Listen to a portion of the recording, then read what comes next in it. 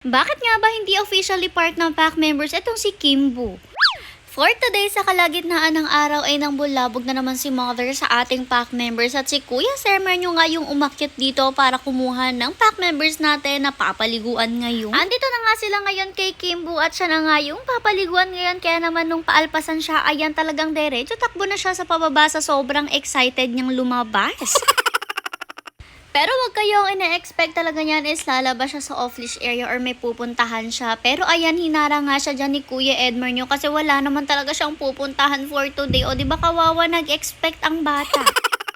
Kaso na wala nga yung expectation niya na yun at nabaling yung pansin niya nung kamut-kamutan siya ni Kuya Edmar nyo. Kasi alam nyo ba itong si Blue, gustong-gusto niya yung kinakamut-kamutan siya at nilalambing-lambing siya. Alam nyo ba, yan talaga ang bisyo nitong si Blue. Gusto niya yung palagi may nakahawak sa kanya. Talaga magagalit pa yan kapag tumigil, kapag lalambing sa kanya. Mamaya nga lalagyan ko ng sound at ipaparinig ko kung paanong naninigaw siya at nagagalit siya kapag tumitigil siya habang kinakamutan siya ng Kuya Edmar niya. Nagagalit talaga siya sa kuya niya kapag tumitigil magkamot yung kuya niya. O diba, napakaloko talaga ng batang to. Di ko nga na agad malagyan ng sound dito guys kasi naman may patugtog sila Mother, baka may copyright tayo. Pero ayan, dito papakinig ko sa inyo ng koonte.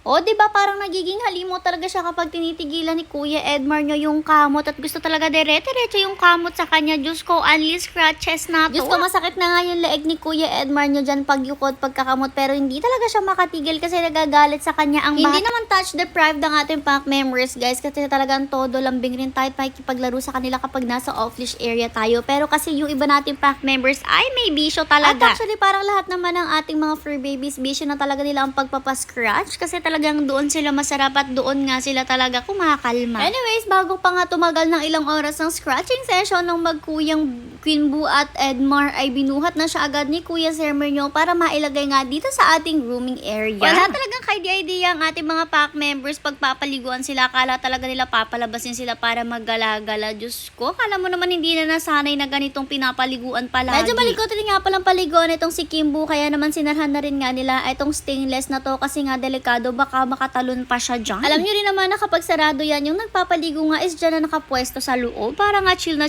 lang ang pagpapaligo. Habang pinaliliguan nga siya dyan, chichikahin ko muna kayo kung bakit etong si Kimbo ay hindi naman talaga dapat part or officially part ng pack members. Uy, bakit naman? Alam nyo naman na si Kimbo anak po yan ni Meshka at ni Hercules at may isa rin nga po siyang kapatid dito sa ating mansion which is si Kelvin. Kaya naman parehas na letter Q yung umpisa ng pangalan nila since magkapatid nga po sila. Pero alam nyo ba, dapat si Kelvin lang po talaga yung magsistay dito sa mansion at lahat po kasi talaga dapat ay ng puppies ay out ni Mother at isa lang yung ititira niya. Pero kasi simula ng mga puppies pa sila guys, gustong-gusto ko na rin talaga magkaroon ng sarili kong doggy which is ganitong kulay na copper. Kasi alam nga ng iba sa inyo na yung first doggy ko na copper which is si Blossom po ay talagang nasa Rainbow Bridge na. Maaga nga siyang nawala sa akin, puppy pa lang siya, kaya naman nung magkaanak nga po si Mishka at si Hercules ay talagang sabi ko mag-a-adapt ako ng isa sa mga anak nila. Tapos nung makita ko nga lahat ng puppies dito talaga ako na in love kay Kimbo, kaya naman sabi ko kay Mother, payagan na niya ako na i-keep ko itong si Kimbo. Kaya naman puppy pa lang talaga siya, ako na yung nag-intindi sa kanya at ang dami pa nga namin pictures palagi magkakasama. Ito nga, ipa-flash ko yan sa screen para makita niyo naman yung itsura niya nung puppy pa siya. At syempre,